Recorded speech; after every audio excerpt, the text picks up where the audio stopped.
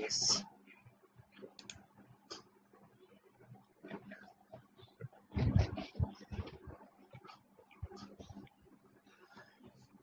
Good morning to all my dear friends. Everyone knows that today I have to discuss very landmark judgment prescribed in your syllabus. Name of the case is that Ajay Kumar Parmar versus State of Rajasthan.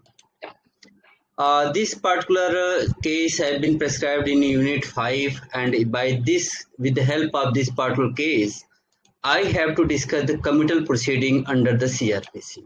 This is the landmark judgment. With the help of this, I have to discuss.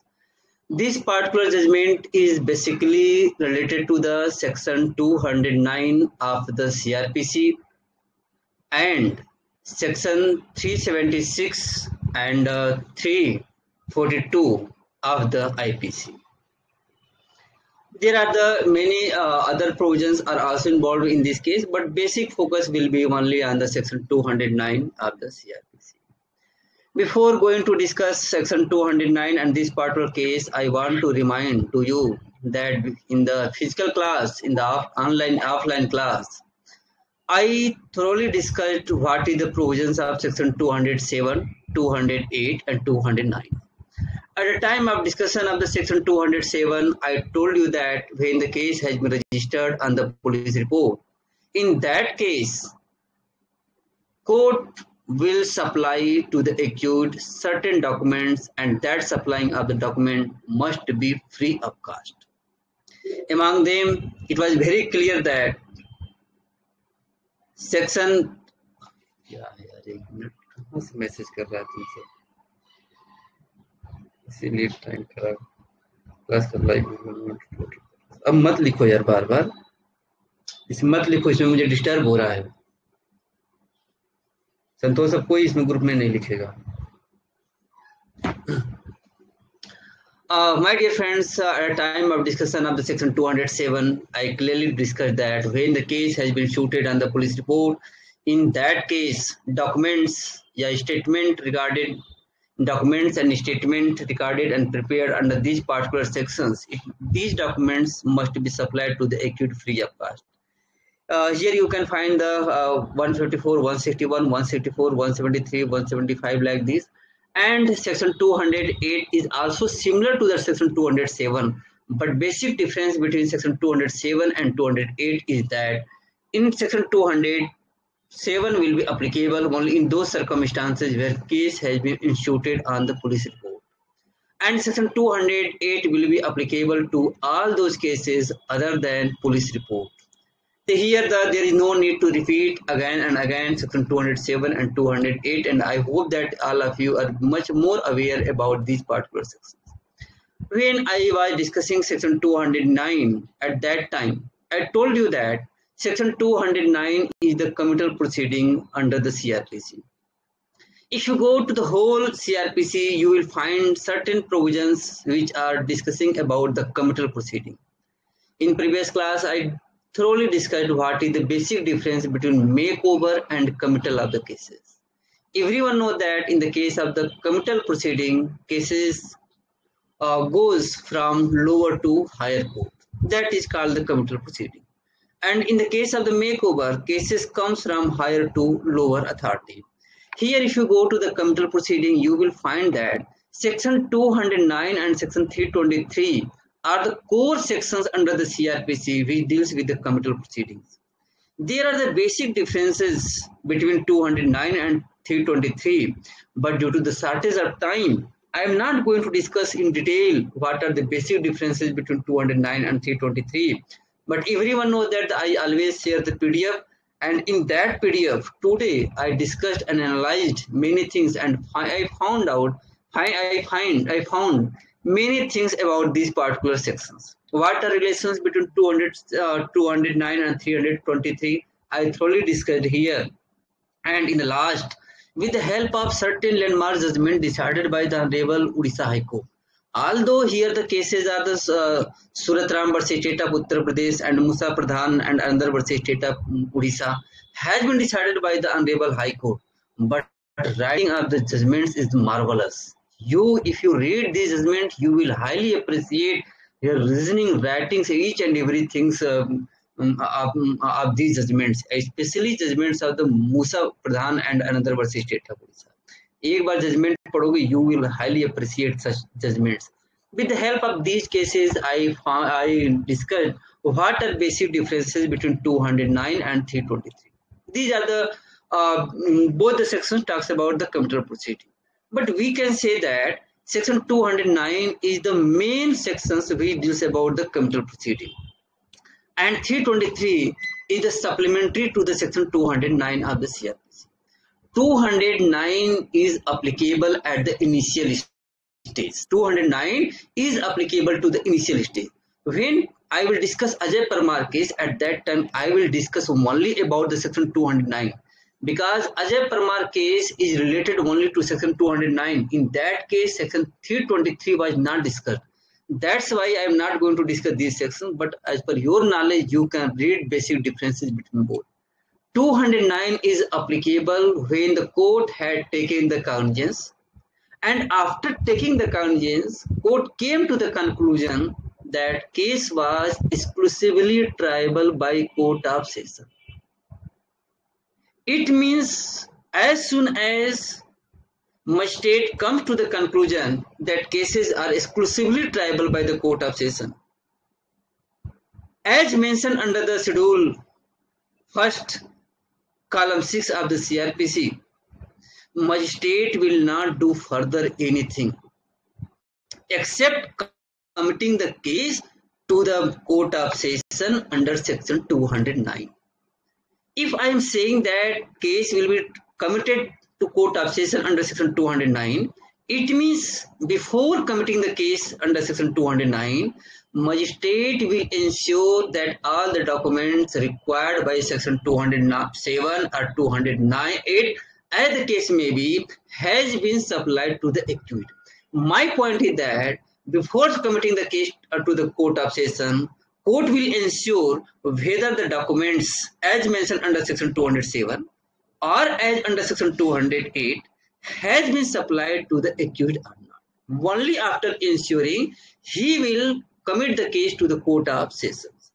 और court of session के पास जब cases जाते हैं तो उसका trial होता है according to chapter 18, और चैप्टर 18 सीआरपीसी डील करता है, deals with section 225 to 237. So my point is that if you read in that chapter, you will find that discharge, who discharges the accused according to section 227, court of session discharges the cases, discharges the accused. My point is that under section 209, magistrate neither discharge the accused nor acquit the accused.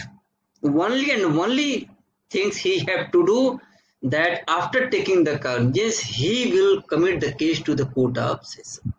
That is the basic point. Here 323 is applicable even during the trial.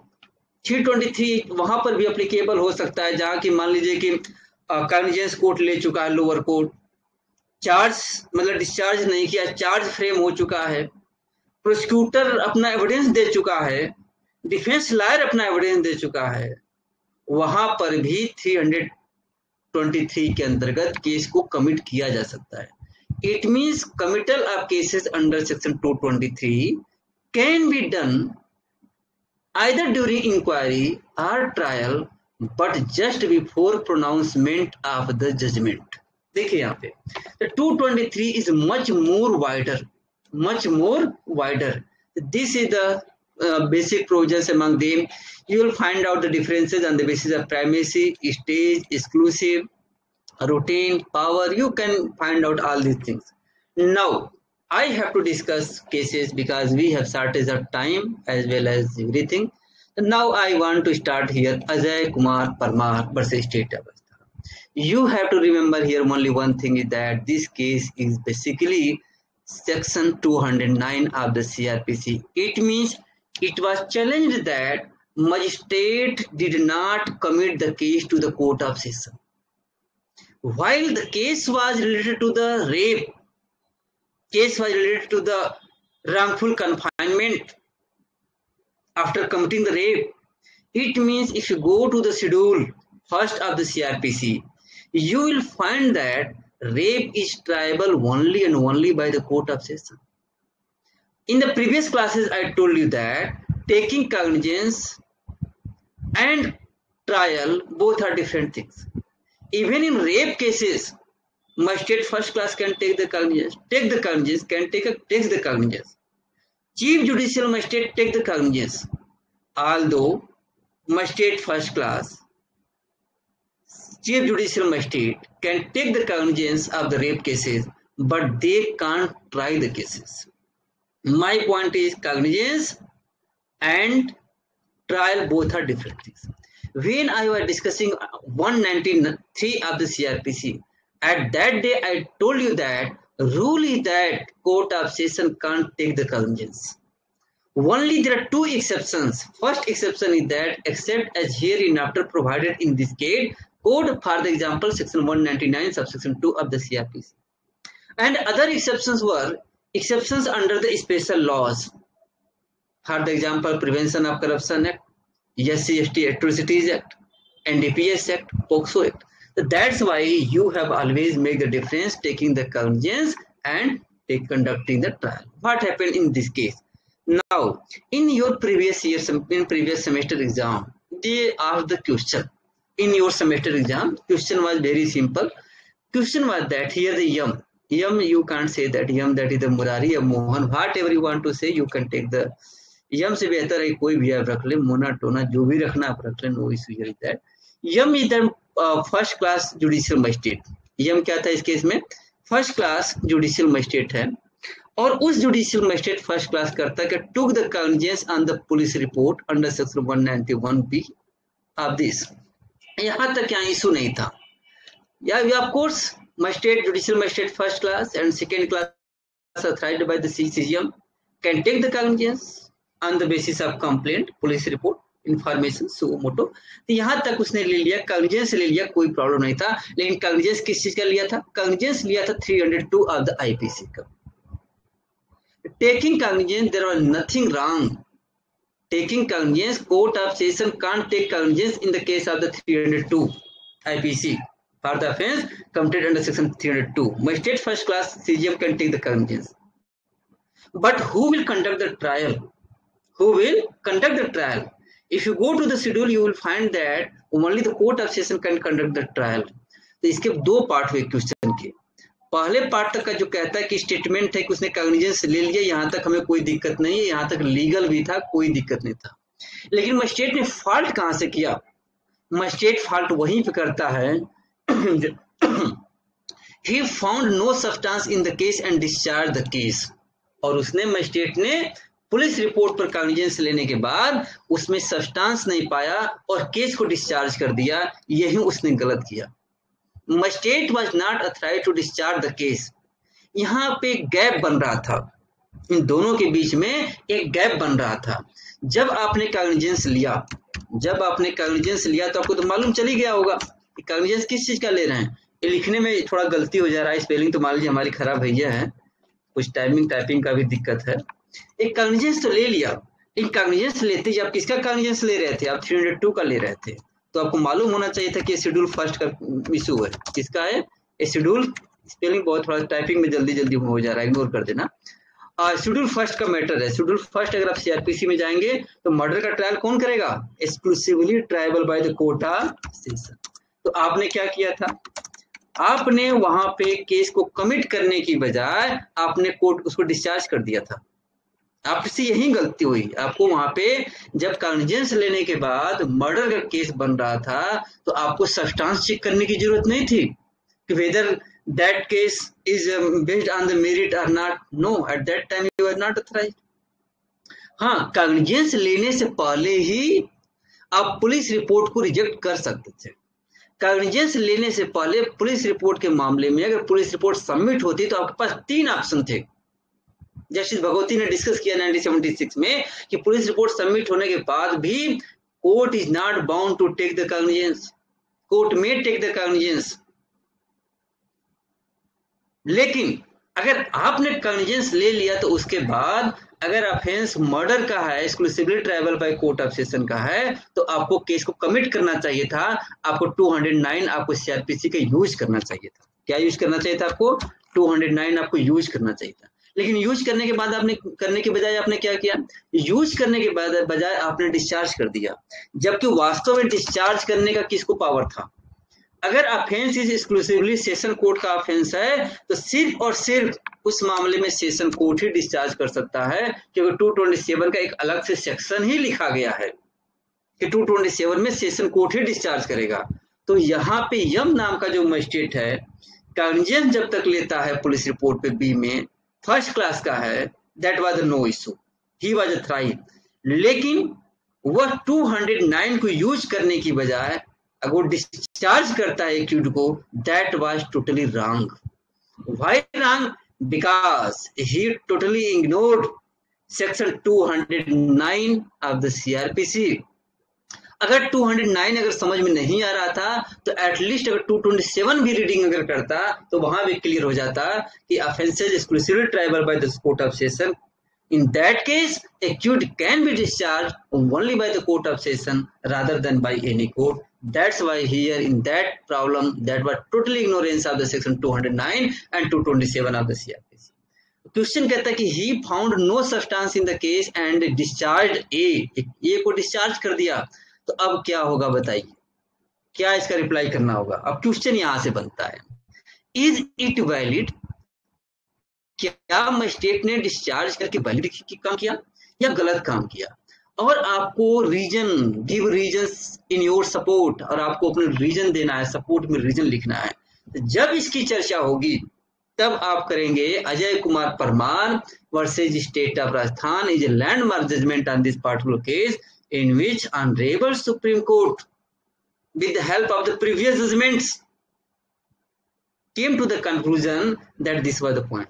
एक बात मैं आपको और बता दूं, वैसे तो इसका लीडिंग जजमेंट इससे पहले भी आया था, जिसको कृष्णा अय्यर ने डिसाइड किया था।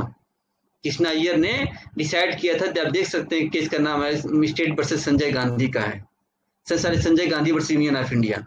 ये Sanjay Gandhi versus union of India वो वाला केस नहीं जो आपके सिलेबस में दिया गया है बेल पे। बेल वाले केस का तो स्टेट वर्सेस संजय गांधी है, लेकिन यहाँ पे केस का क्या नाम है? Sanjay Gandhi versus union of India की बात चल रही है। इस केस में कृष्णा अय्यर ने डिस्कस किया था कि कमिटल प्रोसीडिंग क्या है, 209 को कैसे यूज करना है। लेकिन आप कहेंगे कि तब हमारे सिलेबस में संजय गांधी को क्यों नहीं रखा गया, हमारे सिलेबस में अजय परमार को क्यों रखा गया? इसका रीजन ये है कि आपसे, खासतौर से टीचर से उम्मीद की जाती है कि जब हम अगर संजय गांधी का पढ़ाते, एक बार को मैं अजय परमार को इग्नोर कर देता, लेकिन मैं अजय परमार को जब पढ़ाऊंगा तो संजय गांधी को इग्नोर नहीं कर पाऊंगा, क्योंकि यहाँ पे प्रोसिक्यूटर के साइड से, कह सकते हैं विक्टिम के साइड से, सॉरी एक्यूज्ड के साइड से इस तरह के केसेस को साइड किया गया है। इस तरह के सारी, मैं एक मिनट वो करके मिस कर गया, विक्टिम की साइड से इस तरह के केसेस को साइड किया गया है, लाइक दिस पॉइंट। तो यहाँ पे Sanjay Gandhi versus union of India को भी इश्यू डिस्कस करना है और अजय परमार के केस को भी हमें डिस्कस करना है, अभी डिस्कस कर दूंगा। इसी तरह की चीजों को लेकर के आप कहेंगे कि this questions can be solved with the help of the Sanjay ratio of the Sanjay Gandhi versus union of India, Ajay Parmar versus state of Rajasthan and section 209, 227 like this. With the help of this section, this can be replied. हमने देखिए एक line में लिखा भी है, issue भी frame किया है लाइक दिस। तो अब यहाँ पर क्वेश्चन आपको समझ में आ गया होगा। अब आपको हम पढ़ाएंगे, पढ़ना भी है, और क्लियर हो गया कि once offense is exclusively triable by the court of session, magistrate can take only the cognizance, but he in that case only the court of session can discharge the case. ये crux है judgement का। चलिए अब एक कहानी है जो कि पढ़ाना है थोड़ा सा। इसमें आप देख सकते हैं कि जहाँ पर कि डिवीजन बेंच का जजमेंट है और उतना में हमें जाने का टाइम भी नहीं है। आप देख सकते हैं 27 सितंबर 2012 का है। शायद आपको 28 सितंबर का एग्जाम भी खत्म हो रहा है आप लोगों का, है ना? ऐसा ही कुछ हो रहा होगा। चलिए वेट रहेगा जिस दिन एग्जाम खत्म होगा। The point is that the division bench of the Supreme Court का Ajay Kumar Parmar versus state of Rajasthan on September 27, 2012, 27 सितंबर को केस डिसाइड हुआ। डिवीजन बेंच का जस्टिस BS चौहान ने जजमेंट को लिखा है। किसने लिखा है? ऑनरेबल जस्टिस BS चौहान ने जजमेंट को लिखा है। और इसमें केस का प्रोविजन क्या था मैं बता दिया, CRPC के पॉइंट ऑफ व्यू से सेक्शन 209 है, 9 का है। और अगर IPC के पॉइंट ऑफ व्यू से जाएंगे तो 342 और 476 का है। जो मैं पिछला केस पढ़ा रहा था Mohan Singh versus state of Bihar, तो शायद उसमें हमने 383 साइड कर दिया था, एक्सटॉर्शन का जो सेक्शन था 384 साइड किया था, उसमें 120 भी इन्वॉल्व था, 387 इन्वॉल्व था, 302 था। मतलब कि 384 की जगह 387 हमें पढ़ाना चाहिए था। एक्सटॉर्शन के दोनों सेक्शन है, लेकिन थोड़ा सा पनिशमेंट को लेकर चेंज था, तो वहां पे थोड़ा सा करेक्शन कर लेना, 384 की बजाय 387 ही होगा। तो चलिए यहाँ पर हम देखते हैं 342 है तो IPC का है, और यहाँ पे इस तरह का है। फैक्ट इसमें क्या है, एक लेडीज है, क्या है इसमें, एक लेडीज है। लेडीज को आप देख सकते हैं कि लेडीज का नाम यहाँ पे फिलहाल पता नहीं कैसे केस में नाम तो लिख दिया गया है। जनरली नाम नहीं लिखा जाता है क्योंकि IPC के अंतर्गत रेप विक्टिम का नाम लिखना पनिशेबल होता है। अब नाम कैसे लिखा गया या डुप्लीकेट नाम रखा गया था, जैसे भी नाम रखा गया, इसमें विक्टिम का नाम के रूप में ये बताया जा रहा है कि ये पुष्पा है। अब इस पुष्पा में वही वाला पुष्पा नहीं जो होता है ना कि क्या है फ्लावर समझा है क्या फायर, वो जो डायलॉग है जो भी हो। तो पुष्पा का जो पॉइंट है, एक लेडीज होती है, she was very hard working, और किसी अन्य के जैसे डोमेस्टिक हेल्पर के रूप में एक दुर्गी नाम की लेडीज है, उसके यहाँ एक काम करती है। मतलब कि सेल्फ रेस्पेक्ट के साथ अपने जीविकोपार्जन को, अपने लाइवलीहुड को यापन कर रही थी, और पिछले 6 सालों से वहां पे काम कर रही थी लेडीज।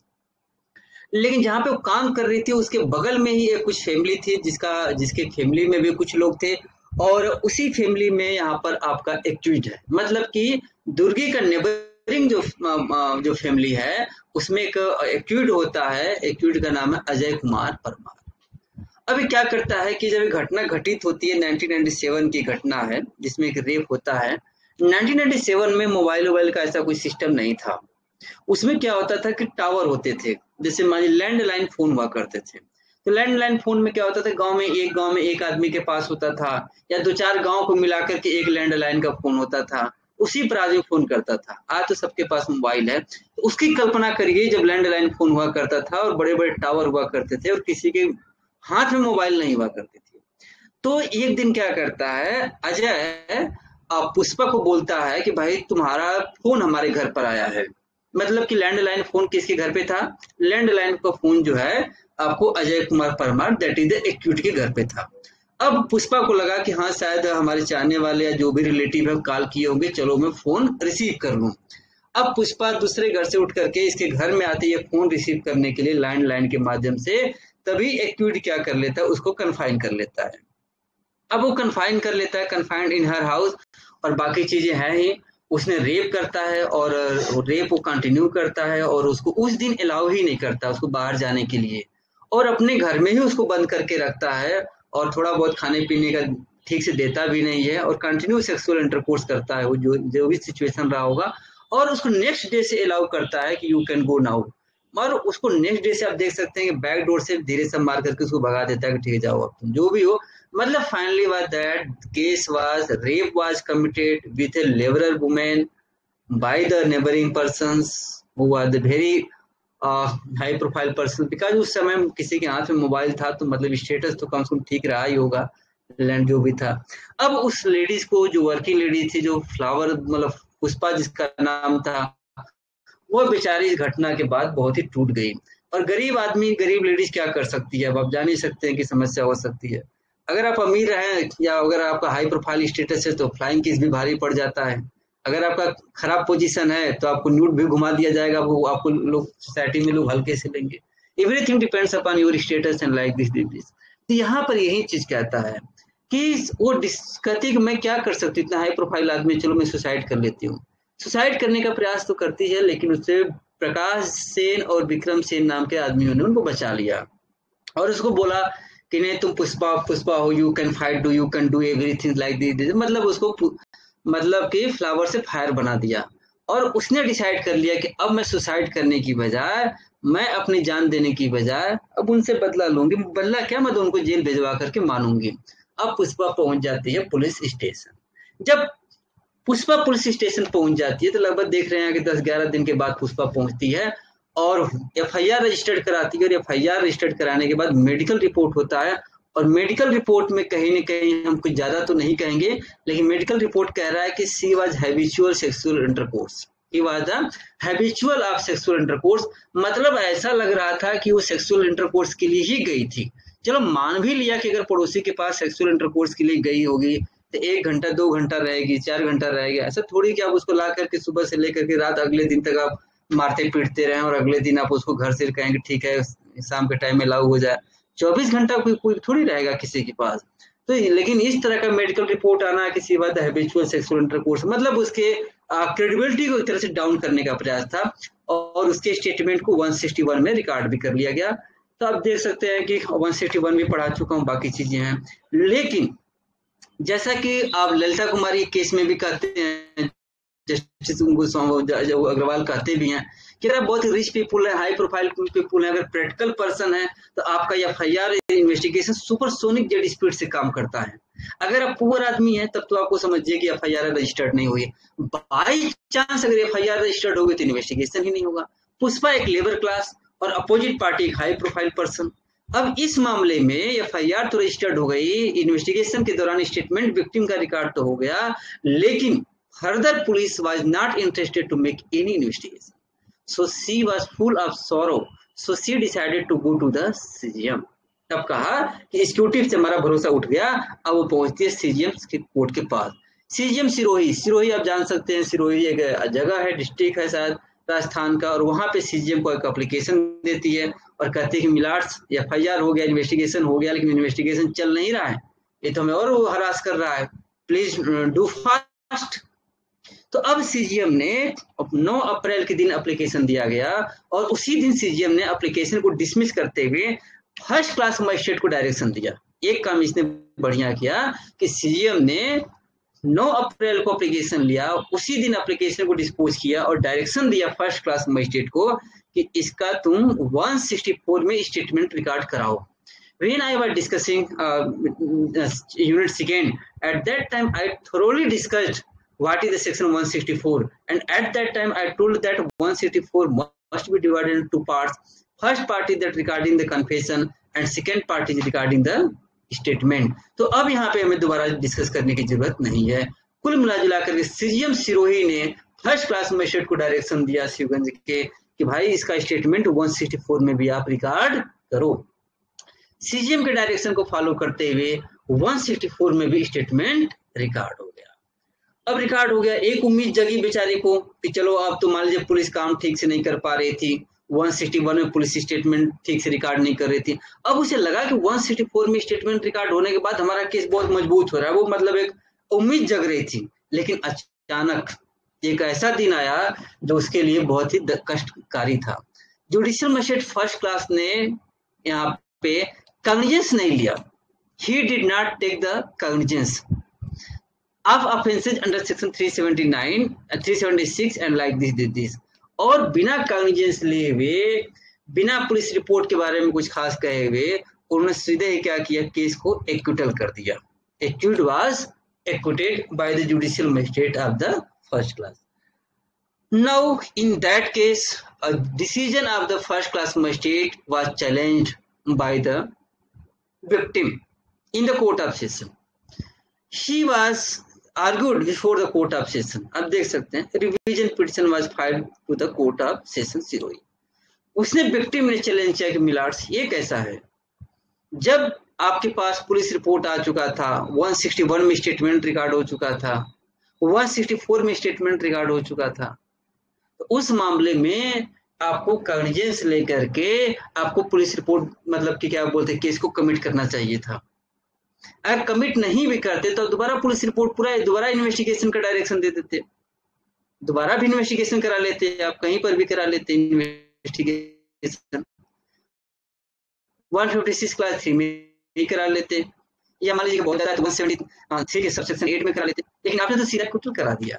अब इसी बात को लेकर के सेशन कोर्ट में रिवीजन पिटीशन फाइल हुआ और सेशन कोर्ट ने इस पर संज्ञान ले लिया, और सेशन कोर्ट ने कहा कि जुडिशियल मजिस्ट्रेट फर्स्ट क्लास का जो डिसीजन था वो टोटली गलत था। और क्यों कहता है, और इस तरह से सेशन कोर्ट ने लोअर कोर्ट के डिसीजन को रिवर्स करते हुए कुछ अपने ग्राउंड दिए।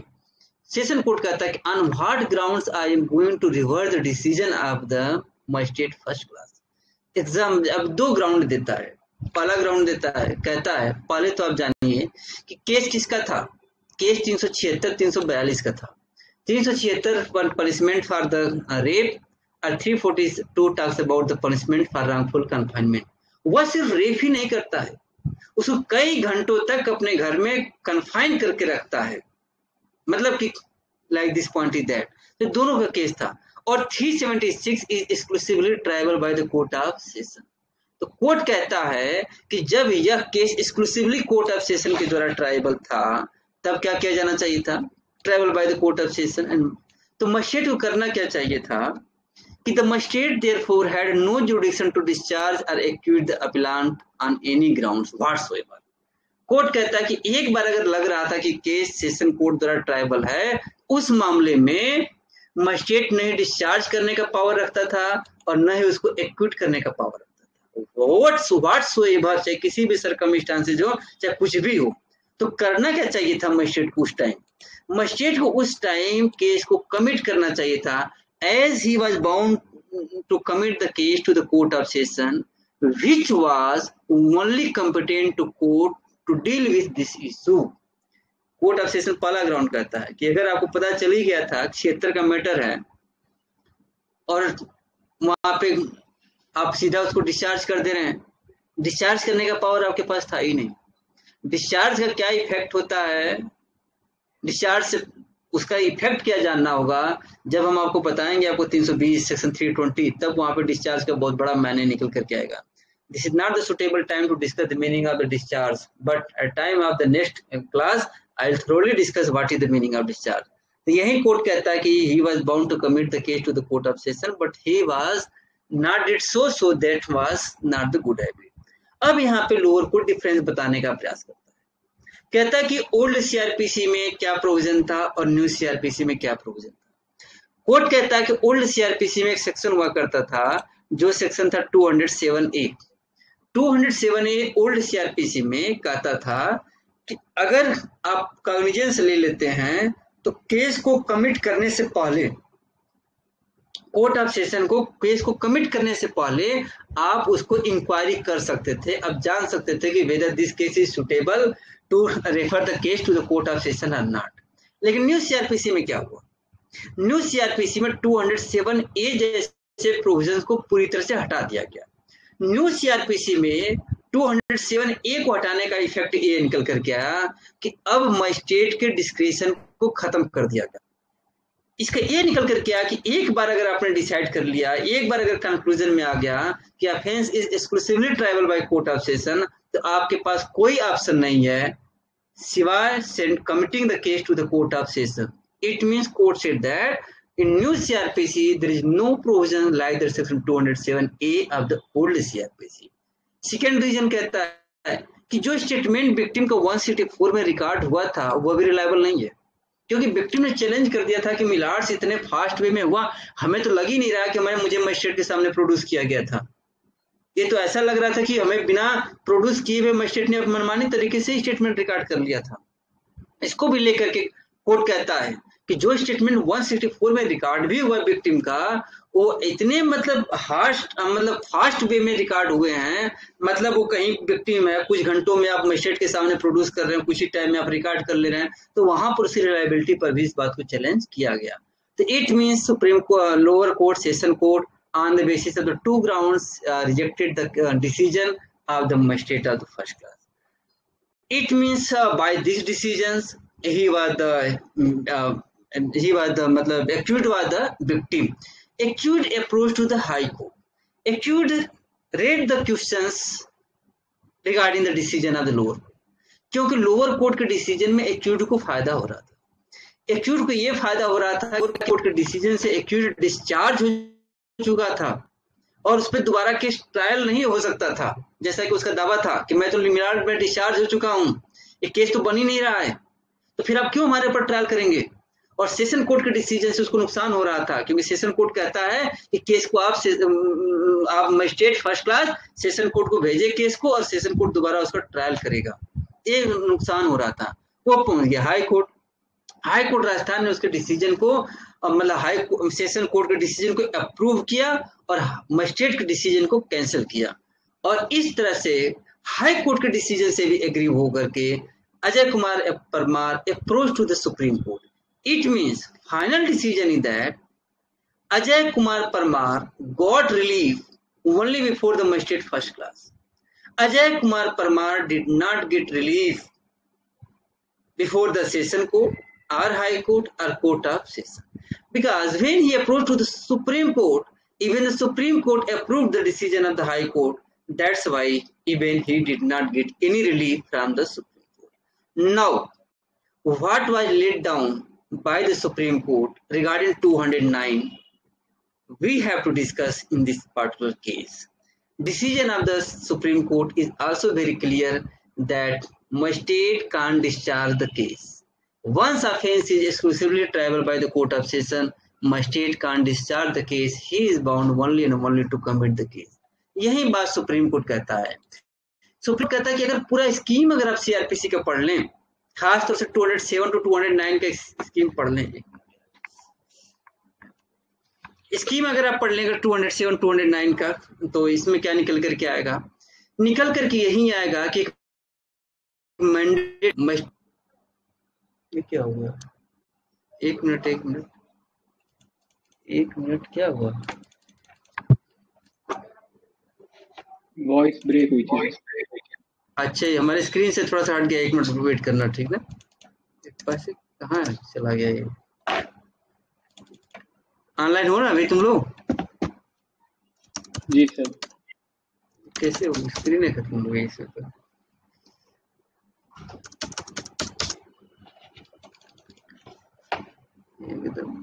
थोड़ा 1 मिनट वेट करते हैं। हाँ आ गया। शो कर रहा है उज्जवल? जी सर। अच्छा, स्क्रॉल करिए एक बार। हाँ अभी हो रहा है। अच्छा, मैं थोड़ा सा मुझे और लगेगा।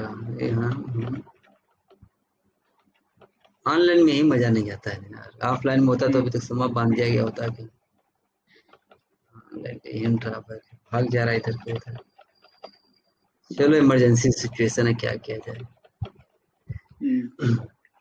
यस, अब यहीं पर है, यही बात जो हमने आपको अभी तक समझाने का प्रयास किया था कि 207 और 209 को अगर कंबाइंड रीडिंग करके निकल करके आएगा, 207 कहता था कि डॉक्यूमेंट सप्लाई करेंगे और मजिस्ट्रेट ट्रायल करेगा।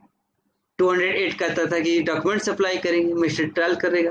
लेकिन 209 कह रहा था कि अगर exclusively triable by court of session है तो 207 के डॉक्यूमेंट आप सप्लाई करते हुए और एक्यूज्ड को आप 209 में यूज करते हुए कोर्ट ऑफ सेशन को भेज दीजिए। और 209 कहता है कि जब आप केस को कमिट करेंगे तो पब्लिक प्रोसिक्यूटर को इन्फॉर्म करेगा मजिस्ट्रेट कि हमने इस केस को कोर्ट ऑफ सेशन को कमिट कर दिया है, ताकि कि वो पब्लिक प्रोसिक्यूटर दोनों के बीच में लिंक का काम कर सके, वो बता सके कि मजिस्ट्रेट फर्स्ट क्लास से कोर्ट ऑफ सेशन में केस आया हुआ है और लिंक का काम करें। तो कुल मिला जुला करके सुप्रीम कोर्ट का डिसीजन यही देखिए लाइन है जो आपको बार बार पढ़ना होगा। कहता है once he reaches the conclusion, he मतलब फर्स्ट क्लास जो कंजेंस लिया है, first class magistrate, second class magistrate या metropolitan magistrate, chief judicial magistrate, chief metropolitan magistrate, जैसा कि पिछली क्लास में बताया था रीड विद सेक्शन 3। तो once he reaches the conclusion that the facts alleged in the report मतलब police report make out an offense tribal exclusively by the court of session, he must, देखो wording देखो इसके supreme court की, he must commit the case to the court of session। Clear हो गया? यहाँ कोई doubt नहीं है। 190 के रिगार्डिंग भी सुप्रीम कोर्ट ने बहुत ही क्लियर कहा है कि 190 में जो आप कॉन्जिजेंस लेते हैं ना, तो कॉन्जिजेंस आपको नॉर्मल वर्क नहीं है, रूटीन वर्क नहीं है, जुडिशियल फंक्शन है। You are performing at that time judicial function. It means cognizance must be taken by applying judicious mind. It is not the mechanical कि ठीक है हम cognizance ले लिए, okay, although there is no any formality to decide whether you have taken the cognizance or not, but in many judgment honorable Supreme Court said that cognizance means application of judicious mind to decide whether to proceed the case section 204 onwards or not. That's why यहाँ पर court कहता है, एक तरह से responsibility की बात करता है कि भाई अगर इस तरह की बातें जब आती हैं आपके पास तो magistrate exercise the power can refuse the cognizance. ऐसा नहीं है कि पुलिस रिपोर्ट आ गई तो आपको कॉग्निजेंस लेना मैंडेटरी है। अगर नहीं आपको मटेरियल लग रहा है तो रिजेक्ट भी कर सकते हैं आप, लेकिन रिजेक्ट कर सकते हैं तो बाकी चीजें आपके पास हैं। The magistrate must in such cases satisfied the complaint case diary, कह रहा है कि जब इस तरह का अगर आप किसी को रिजेक्ट कर रहे हैं, आप अगर आप कॉन्फिडेंस लेने से मना कर रहे हैं पुलिस रिपोर्ट पे, तो उससे पहले आपको क्या क्या करना पड़ेगा। ऐसा नहीं कि हमारा मन कर रहा है कि आज हमारा मूड नहीं है, चलो आज हम ये कर देंगे वो कर देंगे, मन से काम नहीं चलता है। कोर्ट कहता है कि आपको कंप्लेंट केस को आपको सेटिस्फाई करना होगा, डायरी को पढ़ना होगा, केस डायरी को, विटनेसेस के स्टेटमेंट को रिकॉर्ड किए गए उनको पढ़ना पड़ेगा, मतलब कि पूरा कंप्लेंट पढ़ना होगा, केस डायरी पढ़ना होगा, स्टेटमेंट विक्टिम के जो स्टेटमेंट रिकॉर्ड किए जाते हैं 161 में 164 में, मतलब कि after analysing all the documents whatever are available before you, only after that you can take cognizance under section 190. It means at this stage the magistrate performs judicial function, he is not performing like it. लेकिन अगली line supreme court जरूर कहता है कि but you can't appreciate the evidence on record. Appreciate का मतलब क्या होता है, ये कॉम्पिटिटिव एग्जाम में पूछता है कि मजिस्ट्रेट किस स्टेज पर एविडेंस को एप्रिशिएट कर सकता है। एप्रिशिएट वर्ड जब आएगा इसमें क्रिमिनल लॉ में, तो वहां पर एप्रिशिएट का मतलब ये होता है कि एविडेंस को पूरे अंदर से खंगाल देना, मतलब होता है ना कि बाल के खाल, या पता नहीं क्या बोलते हैं, खाल नोच, मतलब जो भी चीजें हैं बाल के खाल निकालना, ऐसे ही कुछ है, क्या होता है उज्जवल, जो भी होता हो, मतलब माइन्यूट डिटेल, इसका इंग्लिश बहुत बढ़िया है। However, there is no need to go in minute details to analyze the evidence. Appreciate evidence को आप तब करेंगे जब ट्रायल चलेगा, आपको कॉन्फिडेंस लेने के स्टेज पर अप्रिशिएट करने की जरूरत नहीं है। हाँ, लेकिन इतना तो जरूर है कि आपको कॉन्फिडेंस लेने से पहले जो मटेरियल आपके पास रिकॉर्ड है उन पर आपको ध्यान देना ही पड़ेगा। तीसरा point, offence cognizable bye court of session, तो वही निकल करके आता है कि अगर पिनल इंस्टीट्यूट हैं, जो भी चीजें हैं, अगर एक बार क्लियर हो गया कि नहीं भाई ये कोर्ट ऑफ सेशन द्वारा ट्राइबल है, तो you have to go in that case. तो उसी बात का रिपीटेशन है और कुछ खास इसमें नहीं है, क्योंकि आप शेड्यूल फर्स्ट से जाकर के देख सकते हैं कौन कोर्ट कॉग्निजेंस लेगा नहीं लेगा, ठीक है। अब यहाँ पे कहते हैं ओल्ड एंड न्यू सीआरपीसी की बात आती है, यहाँ पे ओल्ड एंड न्यू सीआरपीसी कहता है कि ओल्ड सीआरपीसी में 207 सेक्शन था, ओल्ड सीआरपीसी में सेक्शन 207 था। एक बार हम और बता दें, हम आपको 437 पढ़ाए थे, 437 में काउंटिंग था, 2 ईयर जो था ना कि 3 years in both times he must be convicted for 3 years and total must not be less than the 7 years. कई लोगों ने कहना शुरू कर दिया कि जिसका जो भी अप्रोच रहा होगा कि नहीं, लॉ कमीशन ने बोला है कि ये गलत है, ये बोला गलत है, वो बोला गलत है, ये कुछ गलत नहीं है। ओल्ड सीआरपीसी में जो लाइनिंग जो था ना कि 3 years not less than 3 years, जो लाइनिंग जो था ना लास्ट वाला, वो ओल्ड सीआरपीसी में था ही नहीं, पहली बार 19 सीआरपीसी में ऐड किया गया। जब किसी पार्टिकुलर प्रोविजन को या तो एग्जिस्ट हो, जब उसको आप डिलीट करते हैं तब भी वो इंटेंशनल काम होता है, और जब न्यू प्रोविजन में ओल्ड प्रोविजन को न्यू प्रोविजन में डाल रहे हैं और उसमें कुछ वर्ड सिर्फ आप ऐड कर रहे हैं, मान लीजिए कि ओल्ड सीआरपीसी से हमने 50 वर्ड ले लिया और उसी को न्यू सीआरपीसी में रख रहे हैं, और न्यू सीआरपीसी में 3 वर्ड हमने और ऐड कर दिया, तो पहले 50 + 3 53 हो गए। तो 3 वर्ड जो रखे जाते हैं ना वो इंटेंशनल होते हैं, और जब तक कोई जजमेंट के माध्यम से अगर उसे अनकॉन्स्टिट्यूशनल न कर दिया जाए या पार्लियामेंट उसे डिलीट न कर दिया जाए, it is rule of interpretation that the person must interpret in context of the existing law by presuming that law is good law. जब तक कोलेजियम सिस्टम को अनकॉन्स्टिट्यूशनल नहीं किया गया तब तक ठीक था। माय पॉइंट इज दैट वही ये कह रहा है कि न्यू ओल्ड सीआरपीसी में 207 था, जब मजिस्ट्रेट को कॉग्निजेंस लेने के बाद और केस को कमिट करने से पहले कुछ हियरिंग का अपॉर्चुनिटी था, लेकिन जब न्यू सीआरपीसी में 207 नहीं है, इसका मतलब ये है कि जैसे ही आपको कॉग्निजेंस लिए और आपको लगा कि नहीं cases must be commit to the court of session, you are bound to commit the court of session, you can't evaluate the evidence whether that is good or bad। अब यहाँ पर 164 के बारे में भी सुप्रीम कोर्ट कह रहा है कि इन दिस केस 164 में जो स्टेटमेंट रिकॉर्ड हुआ था वह प्रॉपर वे में रिकॉर्ड नहीं हुआ था, जैसा कि हम आपको बताए। और refusal of judicial magistrate to take the cognizance, court कहता है कि इसमें मजिस्ट्रेट ने जो रिफ्यूज किया कॉग्निजेंस लेने से वह टोटली रॉन्ग था। Refusal of judicial magistrate to take cognizance on the basis of 164। Magistrate ने क्या बोला?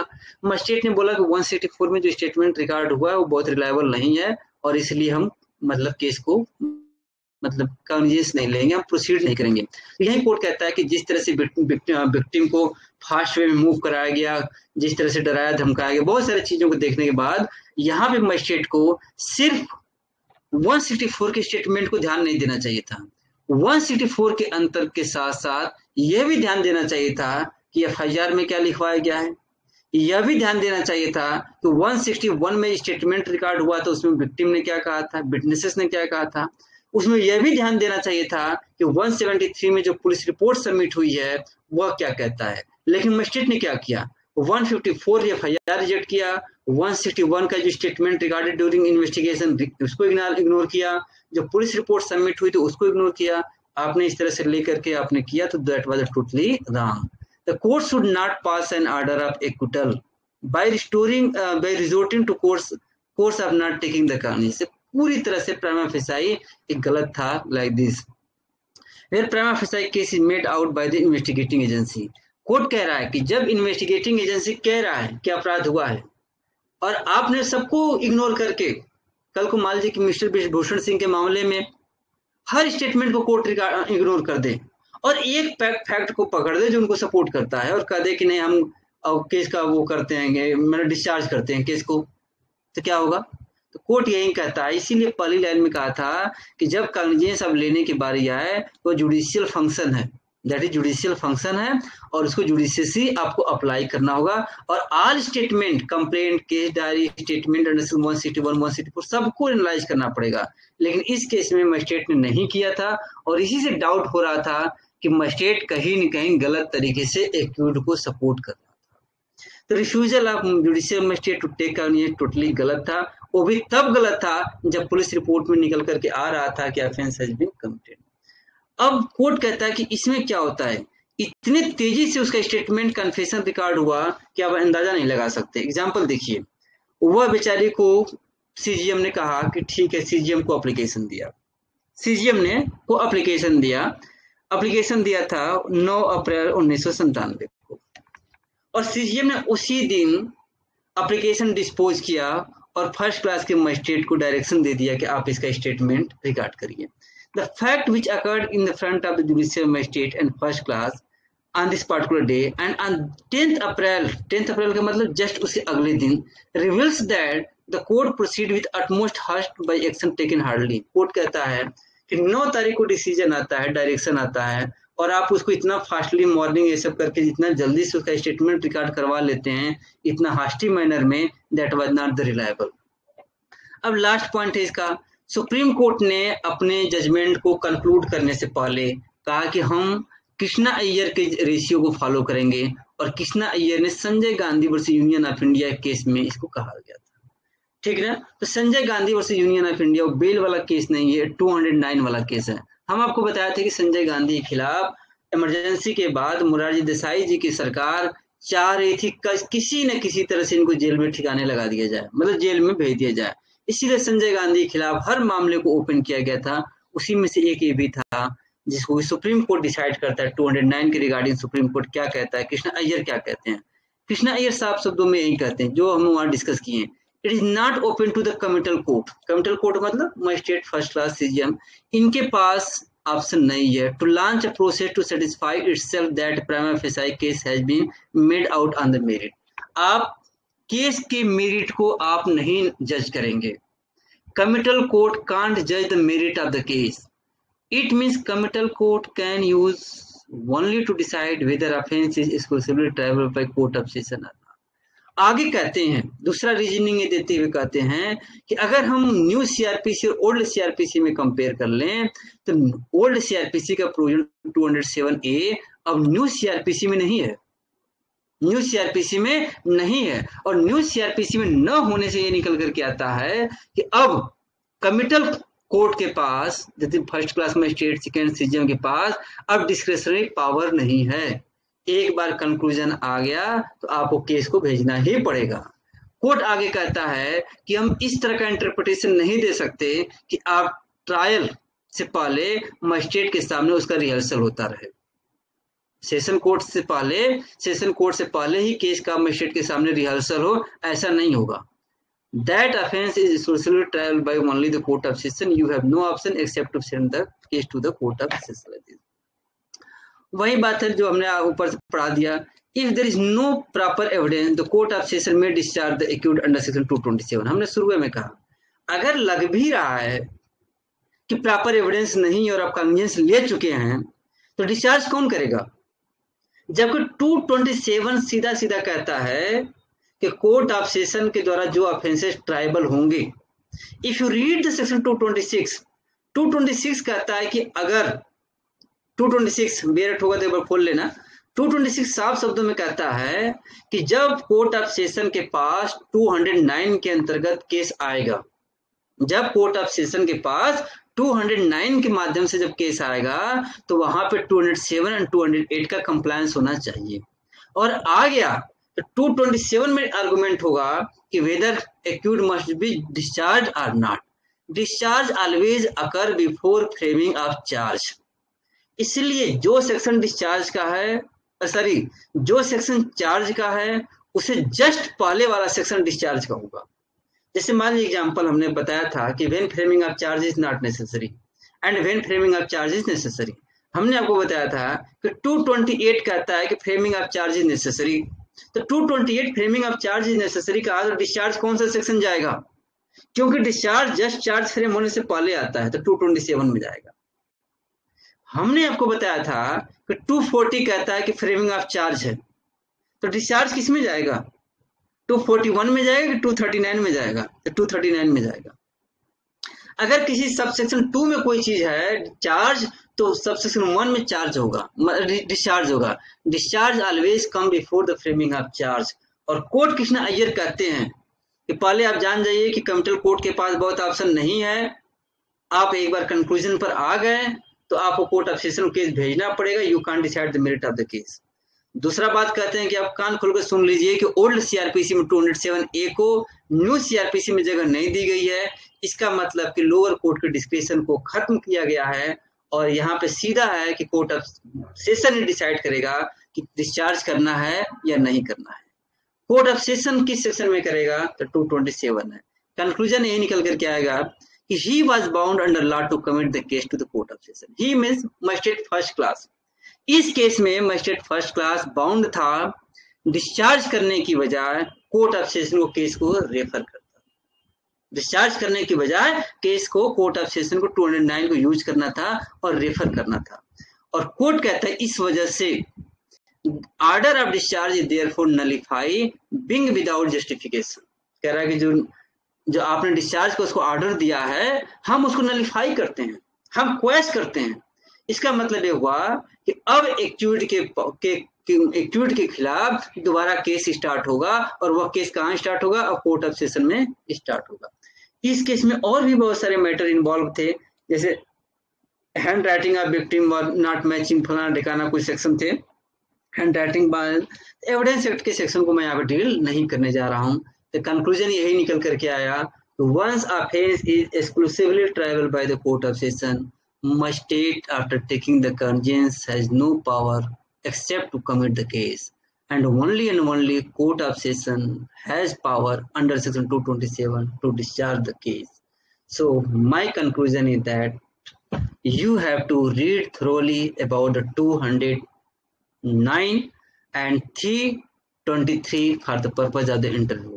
If you are not going to face the interview, there is no need to read the comparison between both. But if you are interested to know, if you want to go in the interview, you have to know both the provisions.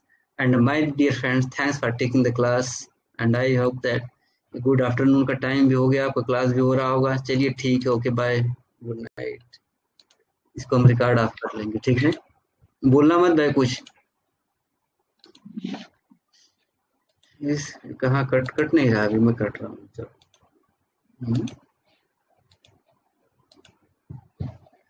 end video chat।